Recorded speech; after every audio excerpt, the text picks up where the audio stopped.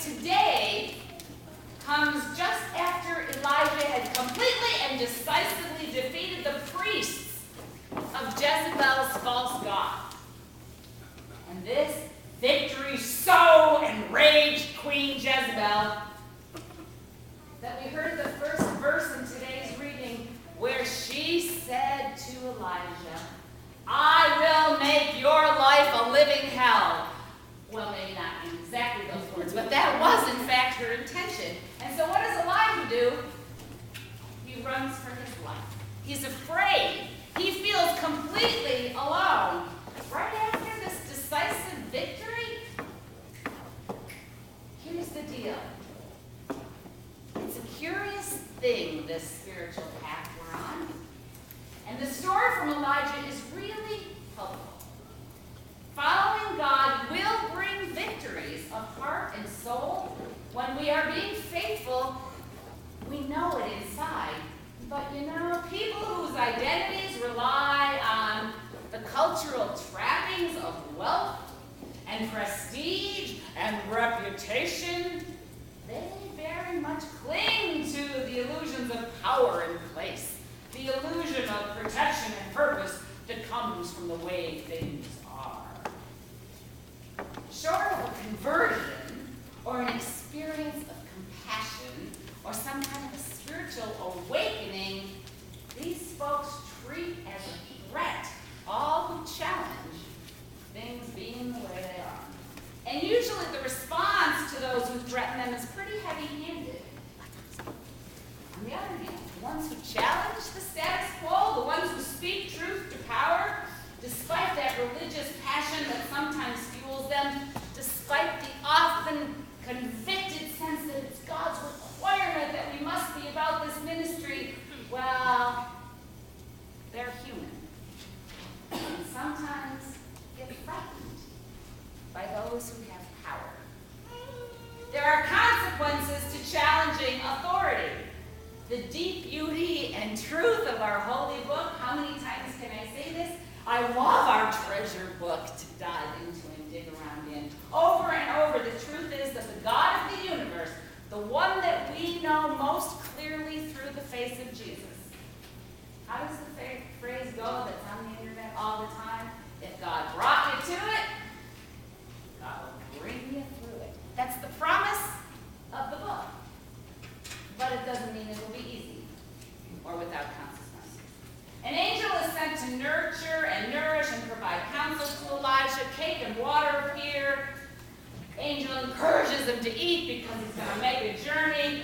And then we hear that very familiar story where he lands at the cave and there's wind and earthquake and fire. And God is not there in our midst until the sheer silence. And what does God say in the sheer silence? Elijah, what are you doing here? You're supposed to be back there where the ministry is, back there confronting Ahab and Jezebel, back there speaking the truth of your God to the people.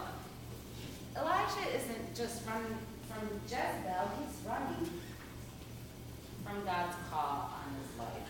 And you just gotta love little Elijah. I've been working so hard, God. I've been doing the best I could. Nobody's paying any attention to me, God. I would just as soon die because I can't do this anymore, God. Yeah, well, here's one thing I know about our God. Once God grabs hold of your heart and soul, there's no escaping God. God continues to show up and call our name and call us into ministry. And the joy and depth that ensues from being in ministry, despite the challenges and the fears, is so overwhelming you can't back out. So what God says to Elijah here is, you are so not alone in this. And then the scripture melody that we added that I almost forgot to add, shows that Elijah's going to anoint 2 new kings, because God's kind of done with the old ones. And then Elijah's going to anoint the one who comes after him, Elisha, and then there's going to be these 7,000 other companions who will stand with him in living faithfully to the ministry. Well, here's the deal. That is how it is. No matter how alone we might sometimes feel in our testifying, in our ministry, in our speaking truth power, in our suggesting another way, in our, as Steve suggested, radical invitation to great hospitality, no matter what some of those other folks out there in the county might say about the pastor, we are not alone. We are in this together, seeking to be the presence of Christ in Posey County. So when we turn to that odd little story in the Gospel of Jesus according to Luke this morning, talk about somebody hitting rock bottom. Hear me now, the story is most surely one that Luke made up so that we could know more about who and what Jesus was about. But look at the deep meaning in this story. That poor guy, demon-possessed, the scripture says. Demoniac is the word that often goes in the title of this little story. A tortured soul without question. We can't know for sure what the meaning was for demon possession at that time, but clearly the man is mentally ill.